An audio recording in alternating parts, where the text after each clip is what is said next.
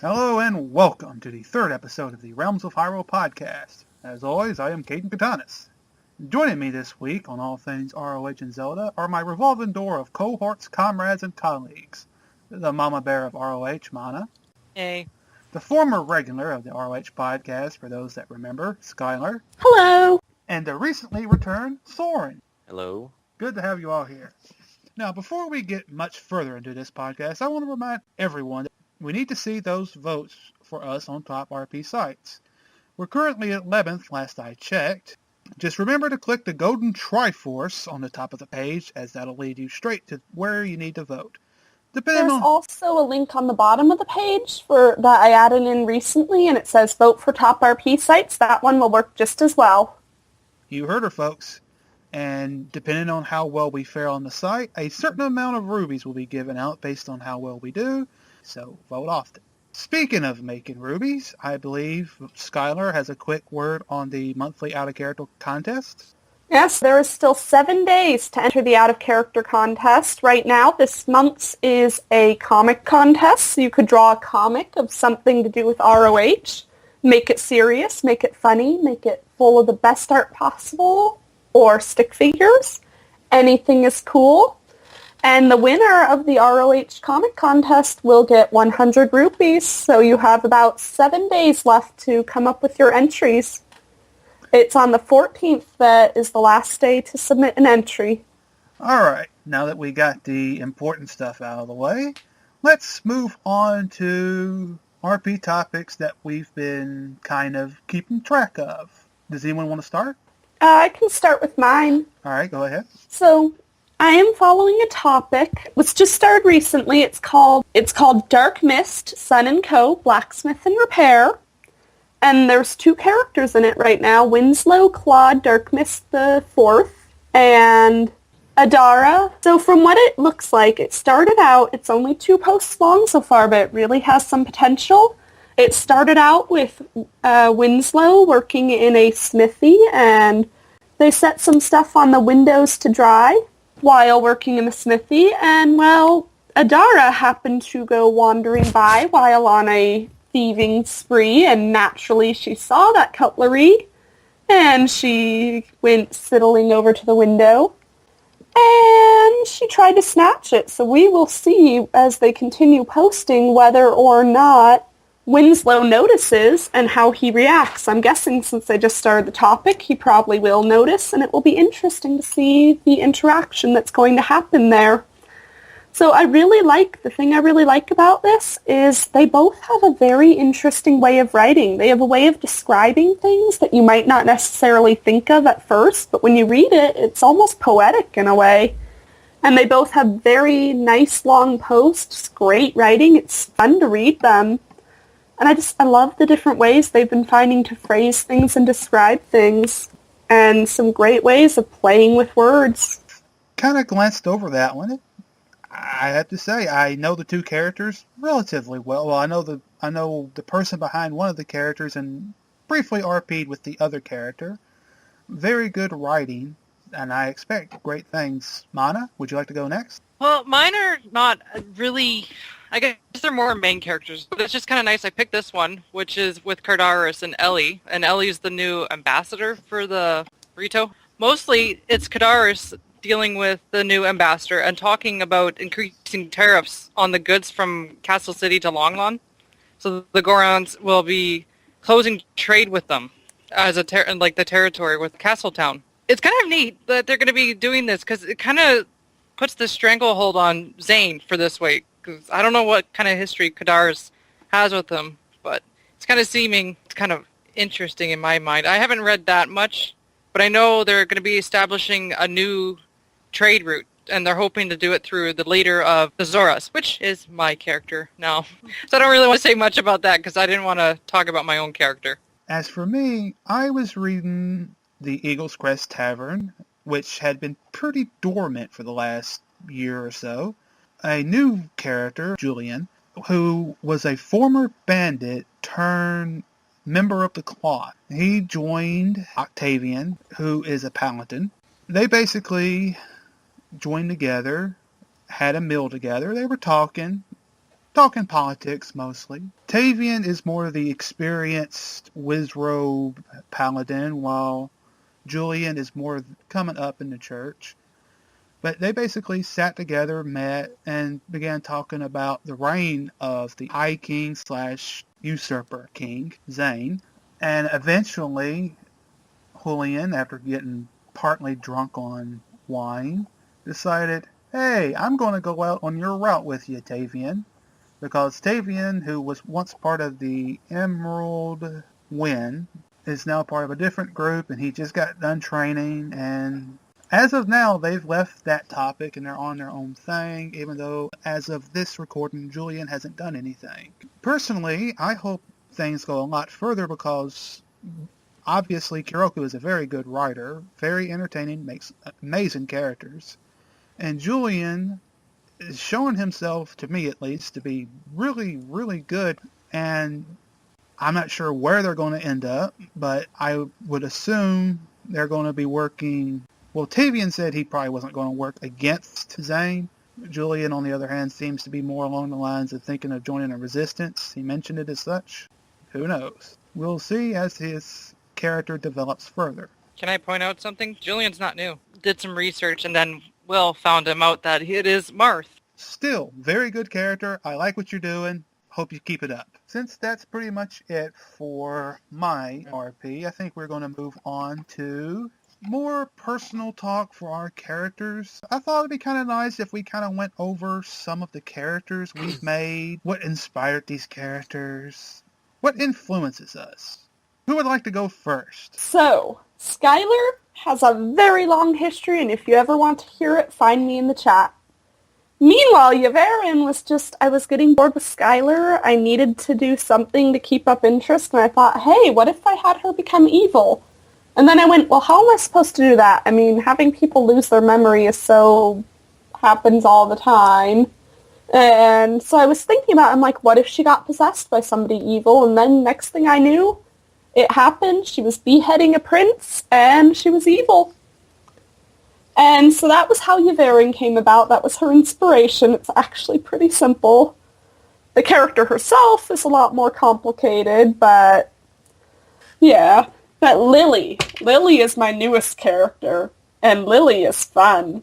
Lily was made because I noticed there were a lot of new members joining, looking for role plays, and I noticed there were a lot of people who were just trying to find role plays and couldn't find them. And I thought, what if I had a character that would role play with all those people who needed something to do? And then I thought, what if I had a character that would somehow put all those characters together? Originally, I was thinking of having a tavern owner or something, because taverns are a traditional meeting place for Realms of Hyrule. But after thinking about it, I decided to make a shopkeeper. A shopkeeper who could sell people stuff, send people on quests, buy things from people, and a shopkeeper who more specifically could be the perfect NPC. Except not an NPC, because obviously I'm behind her. So I made Lily, and Lily is the sort of character who, you haven't seen it as much yet because she hasn't been around very long, but she's the sort of character who her personality is going to change depending on the people who are in her shop. And her attitude will change depending on the people. Nobody really knows what her actual personality is because she plays so many roles and she just kind of melds into so many different personalities that who knows which is her true one. And so based on who comes into her shop, she'll act differently, she'll talk differently, she'll behave differently. Sometimes she can be a sweet, kind, nice lady. Sometimes she can be a grouchy one. Sometimes she can be seductive. Sometimes she can be super modest. Sometimes she could be almost criminal sounding. It really depends on the day and who's there. And she's going to send people all across the world on quests. And basically, if this were an actual game, she would be that NPC that sends you off on different quests. And my plan is to have those quests involve other members so that people looking for role plays will have somebody to interact with. And once Lily sends them off on a quest, hopefully they'll run into people and other members and interact with them and find people to role play with. So that's Lily. Question. Yes. Was Answer. Was Anna...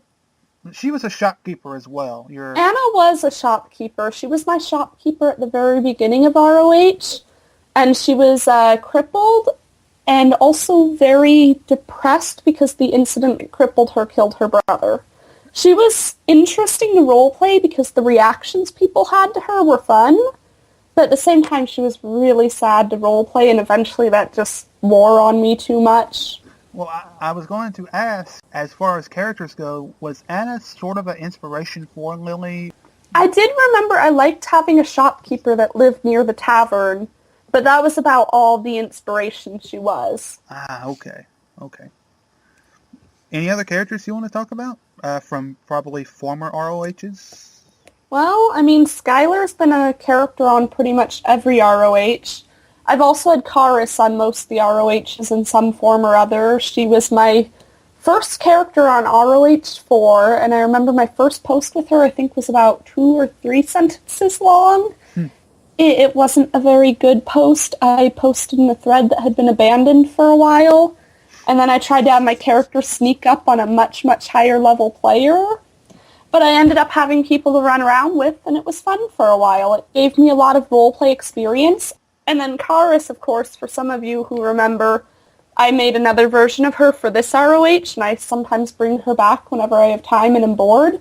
And she, in this ROH, was a very sarcastic but very fun thief who loved putting nicknames to people. Those are my characters. I mean, I've had a whole host of other ones, but those are the ones that stick out to me. Jer, would you like to go next? Rio started out, I'm pretty sure Majora's Mask was, if it wasn't the most recent Zelda game, it was one of the more recent ones. I thoroughly enjoyed playing as the Zora character. Every character for me has to be some sort of an extension. I'm not a great writer. I do appreciate the nice comments y'all made about me in the first podcast. That was very nice. But as far as like sitting down and writing a novel, that's not me. Rio is very just kind of like an extension of me. Like if I had been turned into a Zora and thrown into Hyrule at this time.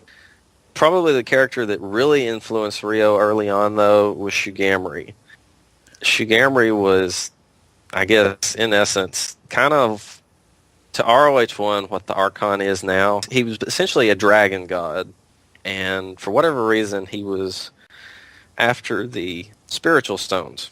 You know, we didn't have a whole lot of limits on what kind of lore you could go after at the time, so the spiritual stones were essentially fair game. During a role-playing quest, Rio traveled with Shugamri, and Shugamri was asking one of them about the that race's spiritual stone, either the ruby or the emerald. But Rio takes notice and is instantly kind of, distrusting of Shugamri because, what happens if he comes after the sapphire? That kind of started Rio's development, which eventually led him to the tavern where he met up with Chronic, who I guess you could say was Caden's predecessor. Rio meets with Chronic, joins the Knights of Hyrule, and interacting with the Knights of Hyrule is what initially really started Rio's development as far as how he developed as a character, how he kind of developed his heroic personality. Rio got his shadow powers from Riska, basically tapped into the power of shadows within the cavern that he was held captive in.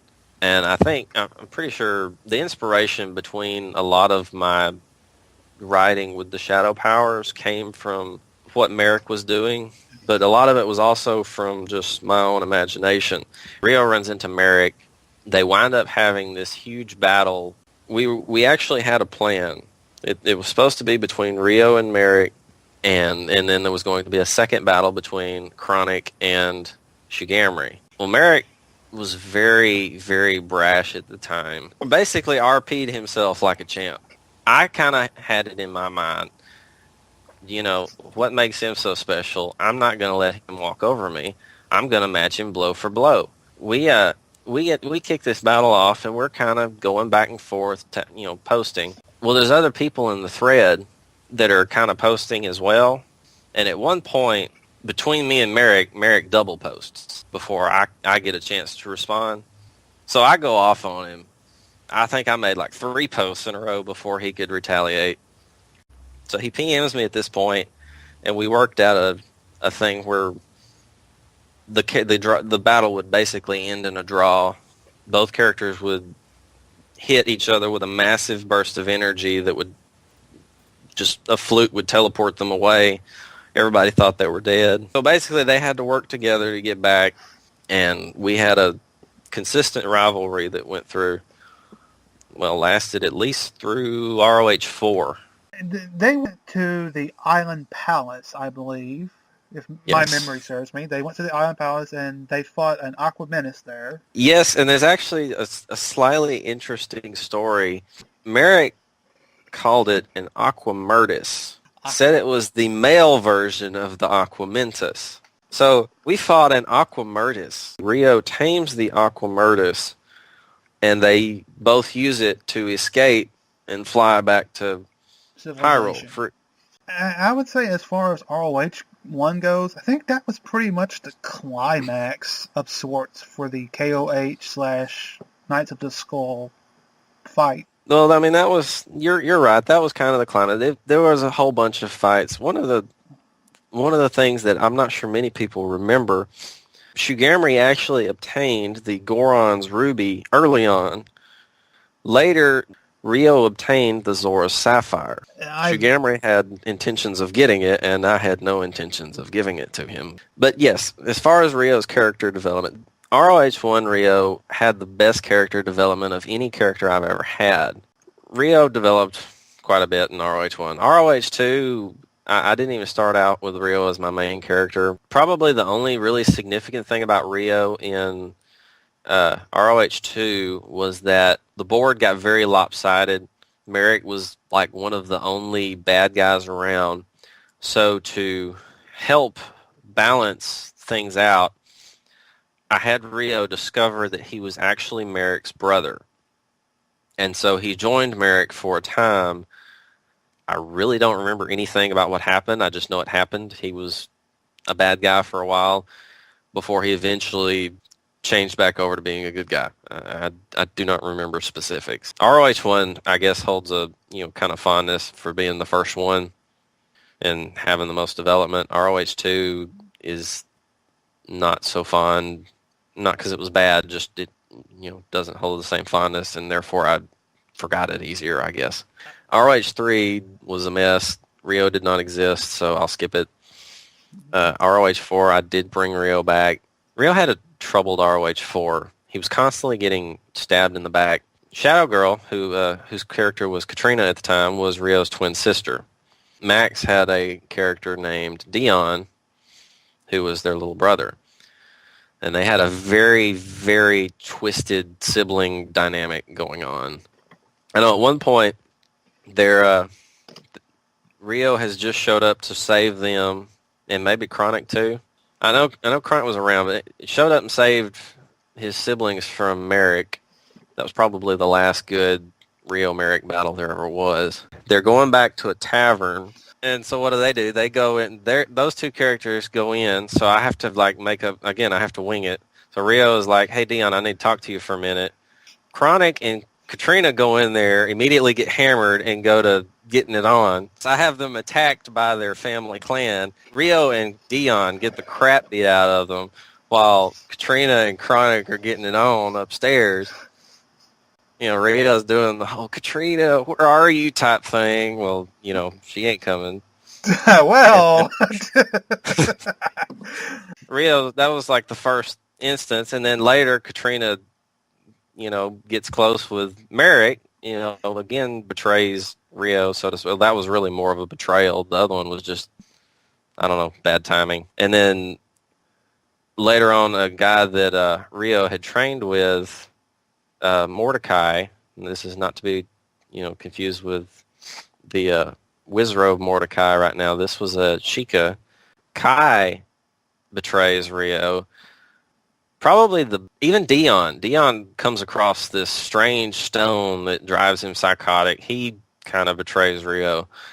Really, the only person Rio really could trust was Shin Ku, who was, I guess, more or less the same Prince Shin from the current ROH.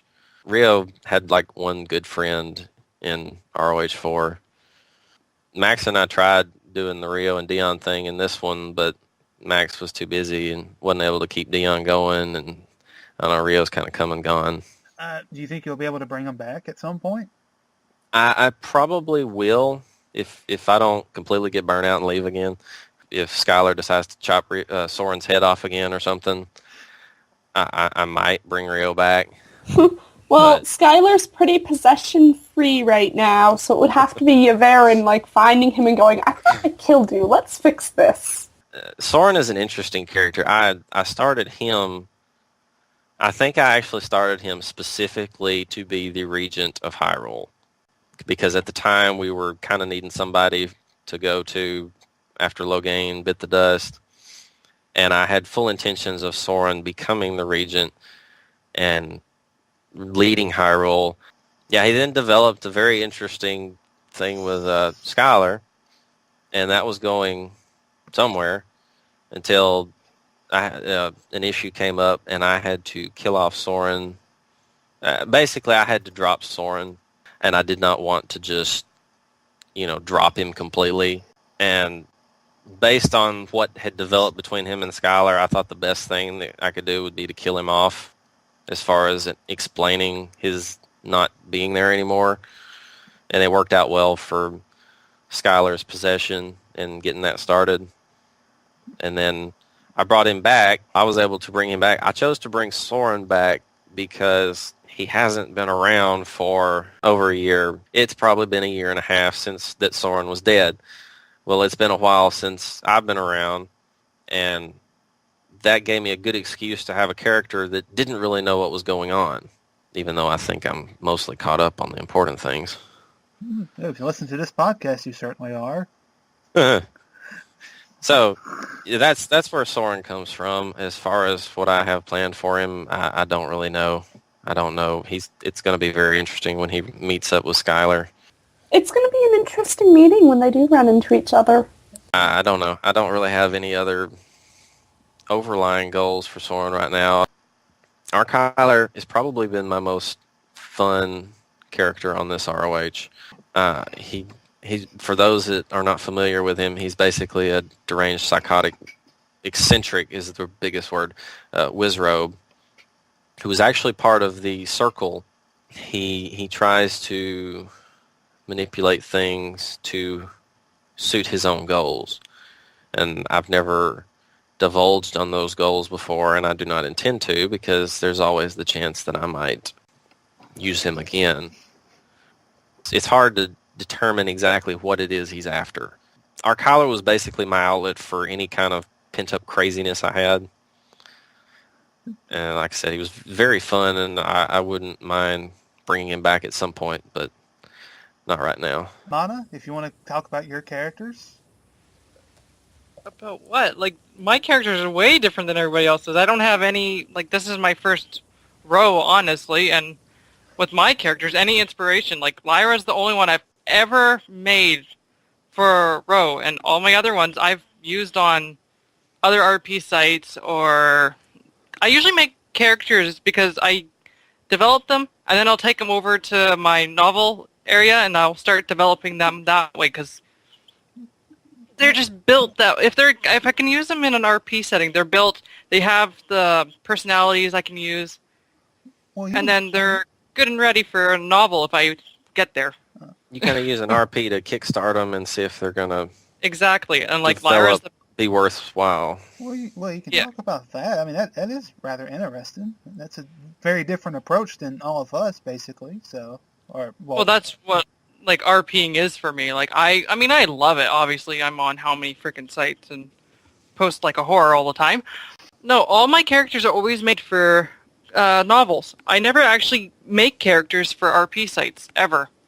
So I'll bring them over, get them ready, see if they're worth anybody's time. If they can pass and they start developing a history and a personality and they get along and they become 3D, then they're a good character, and I can usually pull them out and start somebody new. But Lyra's the only one I haven't done that with, because there's 1,250 posts there. I'm not getting rid of her anytime soon. It's too much work. All right, Mana, that was pretty interesting. As far as my characters go, Caden/Chronic is one that's been around forever and a day. I can't really say exactly what was Chronic's initial influence. I think it was kind of like, as Rio said, it was basically an extension of myself, just trying to be this serious leader. Technically wasn't how he began, because when I began, the Knights of Hyrule wasn't even a thing. Mist began that, out of all people, and I became the leader. And from there, I kind of just always was in the leadership role. And RoH 1 Chronic didn't have much development personality-wise. He was just the leader. RoH 2 Chronic, as far as characters go, I really don't remember that much. He was still kind of the leader character of a sort. I remember getting rid of him very briefly during RoH 2, bringing in a different character that I posted once for, hated, and brought Chronic back. It was kind of funny because in RP it was like, alright people, I'm going away for a while to this distant land we've all never heard of. See y'all later. A week later, I'm back. That's kind of how it went in RP too. It's kind of weird because the character I brought in was like a mercenary style character. Almost kind of like Murahad, except it was like there was 12 people with distinct personalities instead of 1,500 people that are mostly nondescript. In hindsight, it was probably a much better idea, because when I made up these 12 names, I was like, oh, I'll never do this. This is stupid.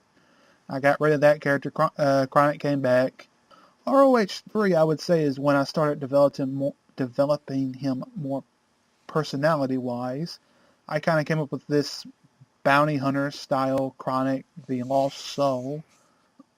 I brought the Lost Soul over to RoH 4, and that's when I kind of got the idea of, it would be kind of more interesting if he started just making jokes that were breaking the fourth wall, because who doesn't need that? And that RoH 4 Chronic, he just started saying stuff that, in his mind, like, I didn't outright say, oh, this is just this hackney old plot, blah, blah, blah. It was his... One time you did. That was at the very end of RoH 4. I kind of wish this was still around somewhere, because I think this was probably the most entertaining thing I've ever done up until I created Ryan. Basically, it was announced RoH 4 was ending because we wanted to go to RoH 5, which in hindsight was a very poor idea. And me being me, I was like, why are we going to just keep going RPing? Why don't I just have fun with it? And I think, like, at one point, Chronic brought out a computer, was looking stuff up, Kaylin had this character, Lillian, her brother died, and Chronic was like, we're just characters. He's not really dead. He just took them away. And it just blew the character's mind.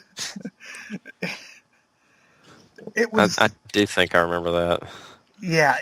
Skylar, do you remember any of this? I kind of remember that a little. I mean, I don't remember too much about the end of RoH 4. For some reason, other than the NPC stuff, the ending is very blurry in my mind. I thought it was amusing as hell, because it was just me being me, basically. And I would talk to my character as me talking to Chronic, and I think Sean Connery popped in at one point, because why the hell not? And RoH 5 was when I became Caden. And RoH 6, basically, he began as a bartender, became a general, went back to a bartender, and looks like I'm becoming a general again. As far as other characters, Ryan also comes from a different game, Fallout New Vegas. There is a character in that game called Nobark Noonan, who is this insane character that thinks all these weird things going on. are communist spies, or he thinks people being attacked is from these mole people that are looking for hair. A very odd character. And if you read Ryan's post, there is a lot of that in that character. And I'm trying to make him into something a little different, but for the most part, that is Ryan. Okay, as far as the Zelda topic goes this week, is our non-game Zelda collectibles, because obviously us being Zelda fans, some of us have things that are not that are licensed Zelda products but aren't the games. Soryn, would you like to go first? What do you have non-collectible? Well, probably one of my more, I don't know, I don't really want to use the, what was the book that came with the Historia? Was that it? Hyrule Historia, yes. Yes, I've got that, which probably, I kind of hate to use that one because a lot of people probably have that one.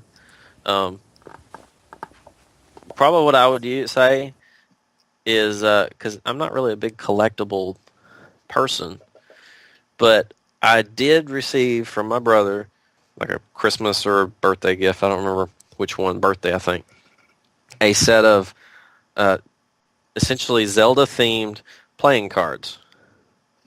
Huh. And they're pretty nifty. In fact, I might actually have them in my bag right here somewhere.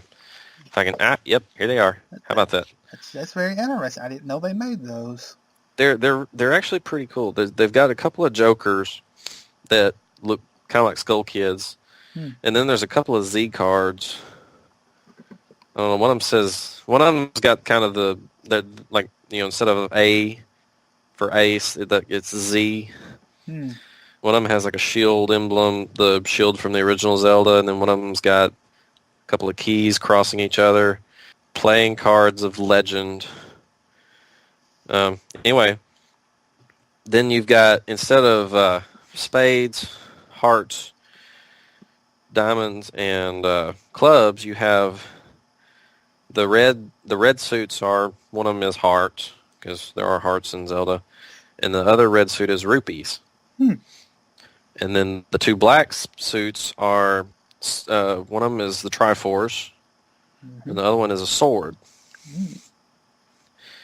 And then like the Jack of Swords, sounds weird to say, is, I believe, Shadow Link. Kind of looks like Shadow Link. Midna is the queen, and Zant is the king. In hearts, you have, the hearts are Zora. You have, I believe it's Zora Link. If I can find it. Zora Link is the Jack. Or maybe it's the Prince, the little Zora Prince. From Twilight Princess? Yes. Okay. I think it kind of looks like him. And then you have what appears to be, I don't know, it may be the Zora Queen, or I think it's Rudo. Kind of an adult Rudo is the queen. And then you have, well, the king, probably the King Zora from Ocarina of Time. The rupees are Gorons. You've got, the queen is just a regular Goron. Probably Darunia from Ocarina of Time. Was that Darunia? Believe so. Something like that. He is the king. And the Jack looks like Goron Link. And then for the Triforce, Ganondorf is the king. I believe Zelda is the queen. And Link is the Jack? No, that's the wrong Jack. Yes, Link is the Jack. Interesting. So, it's just regular playing cards, other than the suits are different, and you've got all the different characters, and then you have those two extra Z cards, which I don't know if those are like extra Jokers or whatever, but yes. So, longest monologue about collectible ever. I will definitely have to look for that because that sounds extremely interesting and something I would be interested in. Skylar? Okay, so I have, first things, if I look around my walls, I have 2 pictures.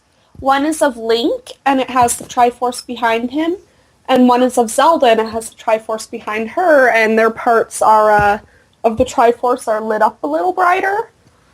And I also used to have a Ganondorf one, but I gave it to somebody else, and I need to get myself the new one so I could have the whole, Triforce pictures. Whole set. Yeah, I need the whole set. That's going to happen next time I'm at a Comic-Con and find those people who made the art again. So I have those art prints.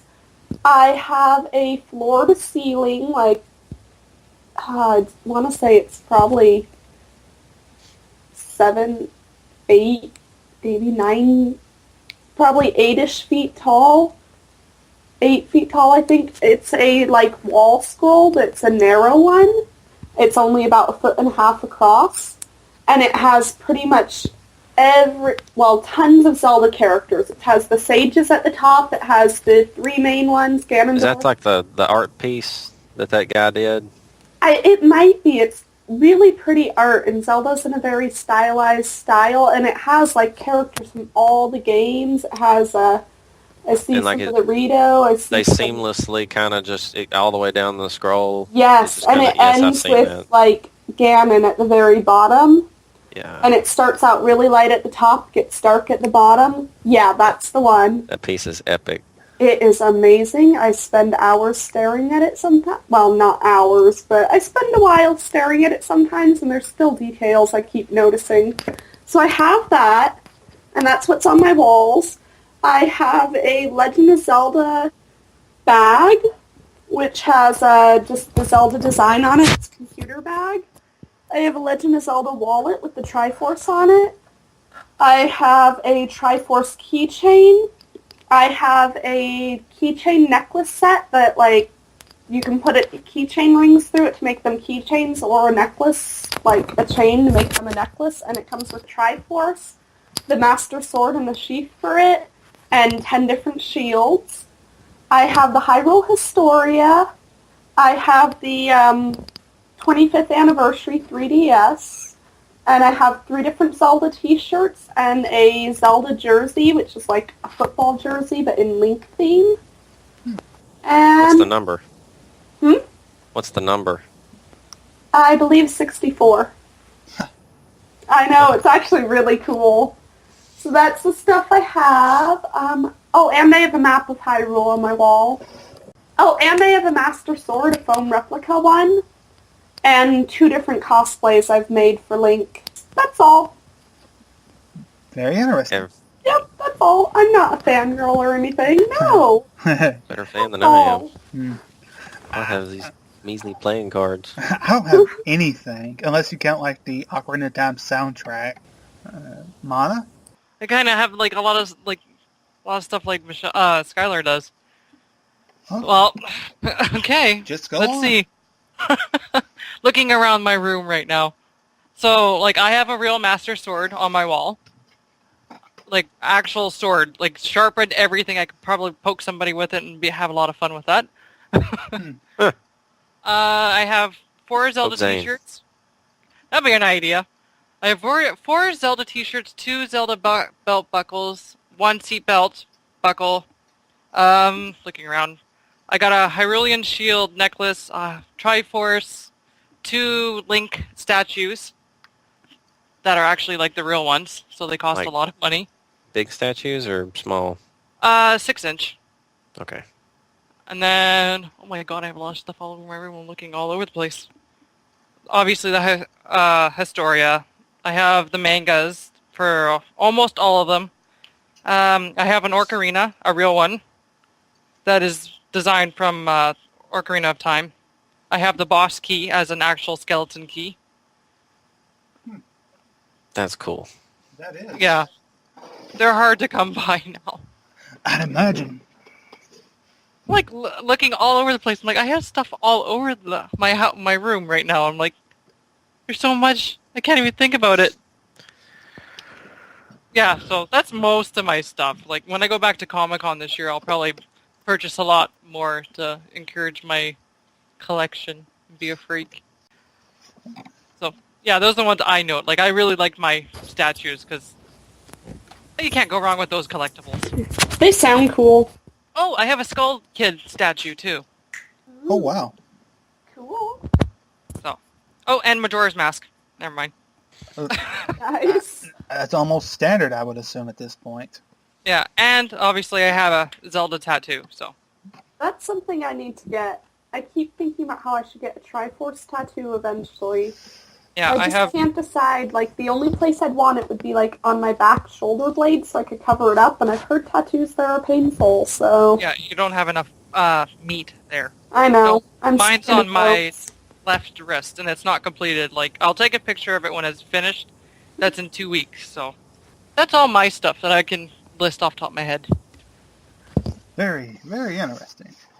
All right, and on that note, I believe we are going to end this podcast the way we always end a podcast. Dramatic post readings. Woo! All right, I believe, Skylar, you said you wanted to go first? Sure. All right, so I am reading a post by... Well, I'm reading a post that's in Lily's shop by Ryan McDuffin. And to give a little backstory, Ryan kind of wandered into the shop, and he's not leaving. And he's really not leaving. And Lily's a little frustrated with it, but you know what? Ryan decided to help out the customer. The customer asked for whetstones, so here's what Ryan did. Ryan felt a tinge upset at Lily's words. Why was she being so rude to him? He doesn't recall any time being so mean to her or doing anything to make her dislike him, though there was that one time he accidentally walked in on her first kiss and demanding to know if she had any scrap paper to use. It wasn't his fault the outhouse had ran out. As Lily dealt with the customer, Ryan hung his head low and began to walk away when his eyes glanced at the ore chunks he had earlier put in the bin. The bin looked like it was filled with a lot of valuable items, though why did she have it under the counter? Maybe it was to organize things later? Regardless, he reached down and grabbed a few of them. Glancing around the shelves for a suitable item, he picked up what he was looking for, a glass bottle and a lid. Glass bottles were so rare to find that Ryan sometimes wondered if there was a race of creatures secretly hoarding them. He had heard of talking beavers who did such a thing, and even told a few people of this theory in the past, but they just looked at him like his pants were around his ankles. He had to make sure that they indeed still were where they should have been, and they had been. Some people are just strange. With the bottle in hand, he placed the ore chunks in the bottle with an audible clink for each one that fell in. Looking around to see if anyone had spotted him and sighing when he wasn't reprimanded, he went to the back room again. Finding a bucket of water to the side, he dipped the bottle of ore chunks into the water, filling it up. Once it was nearly full, he placed the lid on top of the bottle and went back out to the main room where the girl and Lily were. "Here you go," he said triumphantly as he shoved the bottle into the girl's hands. "Just as you asked for. Whetstones. Just be careful with them stones. They are quite valuable to Subrosians," he said, his eyes staring in every direction but her. Feeling like he made such a great accomplishment, he left the duo to work out the payment and wandered around the store once more, seeing what he could find. I don't know who wrote that, but he must be a brilliant fellow with a great beard. Whoever could he be? And I will end this with a post made by Billy Thurkin in the West District slums raiding the Slaver's Den. From that topic, I can only assume this is a nice, lovely frolic through some flowery gardens. The Rainslinger and his crew entered the slums at 11:15 at night. a rather decrepit section of Clock Town which the rich preferred not to think about and simply hoped would go away, as if people could so easily be set aside without finding a way to manage. Billy had to admire the willpower and tenacity of the unfortunate ones who lived there. They were able to eke out a living where so-called better men would drown in the dredges of their muck and grime. There were older buildings breaking down from lack of maintenance and the slow decay of time, surrounded by shanty houses built from splintered wood and sheets of metal. Here and there stray cuckoos roamed free, pecking at garbage to extract rotting fruit seeds. Mangy mutts and slinking cats were just as commonplace, cowering and fleeing at the sight of people coming their way.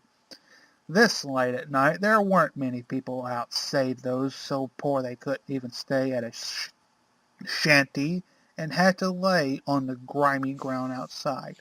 It was no wonder that crime was rampant here, but these people were doing what they could to survive in a world which showed them no quarter for poor birthright or gain misfortune. "You folks lost?" Billy looked around to see the source of the higher-pitched voice, stopping on a young blonde-haired boy with a slingshot sticking out of his back pocket. "You don't look like slum dogs all clinkety-clank with your armor and shinies here for a reason." Billy greeted the boy with a smile, though in the dim light of broken street lamps it may have looked more like a wicked, feigned grin. "We're looking for an entryway into the sewers near here. Don't suppose you'd be willing to help a few good Samaritans out, eh?" "Good Samaritans?" the boy asked, quirking his head sideways. "Don't get many of them around here, especially not grown-ups like you. Ain't nobody hearing about Samaritan around these parts except the Bomber's Secret Society of Justice." Apparently he had a wandering accent. "You're one of them bombers?" Billy asked, raising an eyebrow the kid's way. The members of the kids' club could prove to be surprisingly reliable sources of information. Kids had ways of creeping into places that adults could not, after all, and people let their guard down when talking around them. "Look, kid, you seen any Gerudo yet around here? If you're all for justice, then you should know that a group of 'em up to no good down there the slums." "Them redhead birdie Joes?" "Nope, except her." The bomber looked pointedly at Sear. Then he took on a more mischievous tone. "Well, I may be seeing some of them, but me mom dropped me on my head as a babe. My memory ain't so good no more. The shinies might help the clockwork in my head get ticking straight." With an understanding smirk, Billy placed 3 little gems in the boy's hand, 2 green and a blue. "That jog any memories, kid?" The boy grinned wide, pocketing the rubies. "Well, bombers ain't supposed to tell stuff to grown-ups, but you're all right. Us kiddies can't fight off no bad ladies, pretty or no." He pointed in a direction. "Them pretty mean ladies been bringing folks down into the sewers. Talk about selling and slaving no good nothing. Almost nicked me and one of my mates off the streets one time, so we sneaked down in and took a look-see at them evil there." "You see anything in particular?" Billy asked, dropped another pair of grins at the boy's open palm. "Well, they aren't all pretty ladies," the bomber boy continued. "Got some big old burly, muscly armed men, too. Got people in cages, too.